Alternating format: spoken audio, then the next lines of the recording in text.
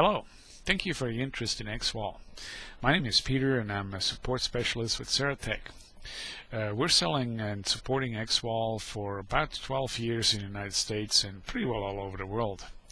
Xwall is an excellent spam filter. It's server-based, server-licensed, with unlimited users and unlimited domains.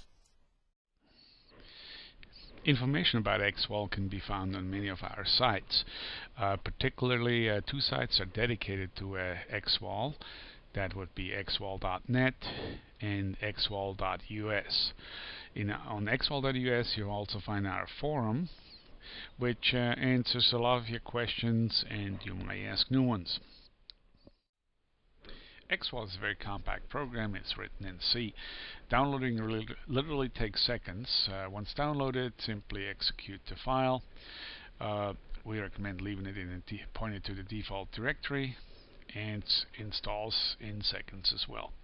Once installed, you go to all programs, Xwall for Exchange, Xwall admin, and the wizard comes up. This wizard is only first time. You put in an email address for your admin.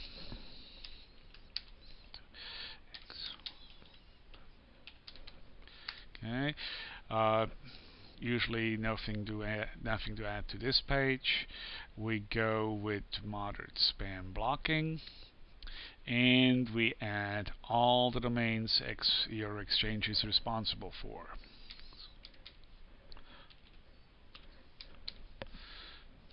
Okay, we OK that. Then we have the service page. You can go and make adjustments to that any time. You can install it, but I would not start it just yet. We click OK, and we're ready to look at Xwall admin. Most settings or changes can be done in Xwall admin. The most important tabs are View and Options. Let's go and look in Options under General. Here are the file locations and typical standard settings. Nice thing in Xwall is that you can go and tell Xwall how long to keep the logs, the history, or the statistics. So that keeps your server from all of a sudden being filled up. Especially the history takes quite a bit of room. So if you use it, I would certainly say see how much it takes. That would maybe 10 days or something like that. Alright, then the next in line is blocking. I call that manual blocks. That means you type things in.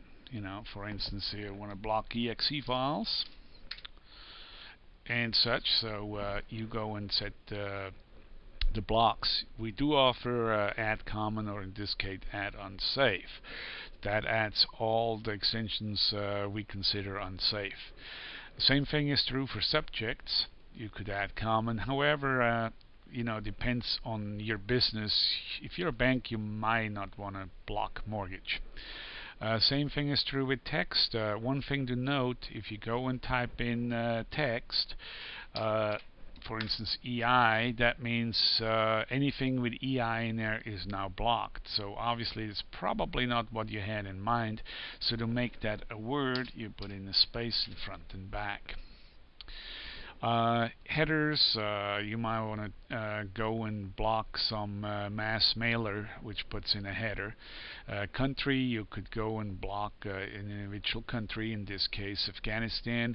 That means it blocks the IP addresses originating from Afghanistan, not the AF in the domain. Character set allows you to go and block Russian or Chinese character set. One thing to mention is, of course, they can be from the US using a Russian character set. Then of course you have also IPs and host addresses you can block if you have one of these real pesky spammers that cause you grief. Under option spam, these are the automated filters. That's kind of like you set and forget. First in line, of course, SLS, also known as blacklists.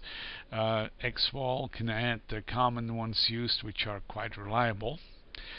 In CCS is Central Checksum Service. That's a filter for Xwall, which compares your email with all the other Xwalls.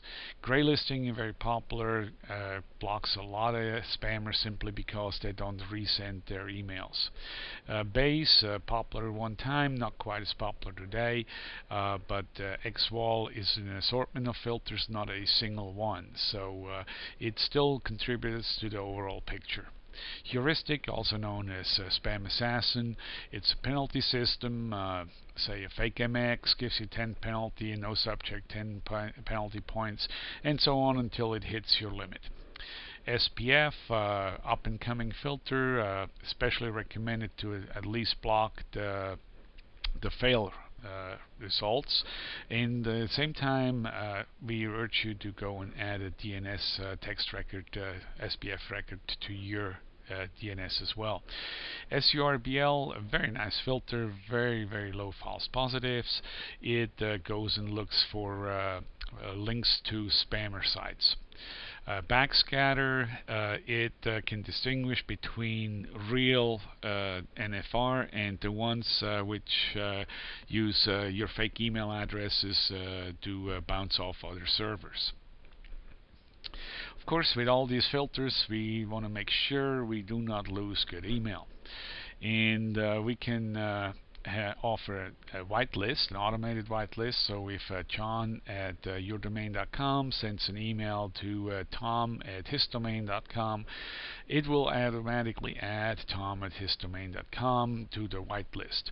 Tom then in turn can go and send John emails without being subject to any blocks.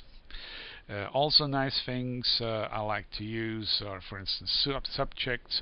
If you have a web server which takes orders, you can make sure if it says server order whatever, then it goes and excludes them. You also can put in the text, for instance, a word you would use and nobody, not the spammers, like Xwall, so it goes and excludes them. Kind of works like a password. Once Xwall determines that the message is spam, it goes and looks to the action for what to do with it. You have a lot of different options for each individual filter. So the idea is typically if you're not sure or if your filter is really aggressive, you might just want to go and set it to mark subject. However, if you're dealing with a filter which is quite safe and you hardly ever see a false positive, you might want to go and set that to discard message. Xwall operates in demo mode for up to 30 days without any restrictions. Once you're ready to purchase, please visit our emailprofessor.com online store, and you find Xwall for $498, or you can go and take advantage of our bundles. We accept Visa, MasterCard, American Express, PayPal, or you can choose Google Checkout. We also accept your purchase order with established credit, and you can call us at 512-285-2620 with your order. We appreciate ordering from us. We are completely commission-based only, and we even throw in a pizza. So you have something to eat while installing Xwall. If you enjoyed this quick demo about Xwall, I'm here to tell you about an add-on product called eSite Informer.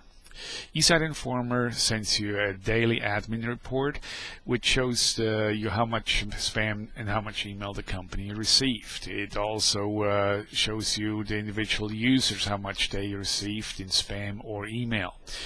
It has a list of spam filters and shows you their effectiveness. This report comes in very handy when you tweak Xwall to its top performance.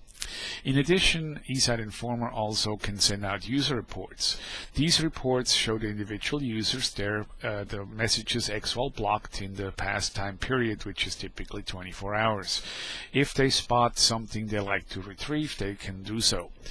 The retrieval grabs the message directly out of the Xwall archive, and therefore there's no need for you to import all the spam into your Exchange.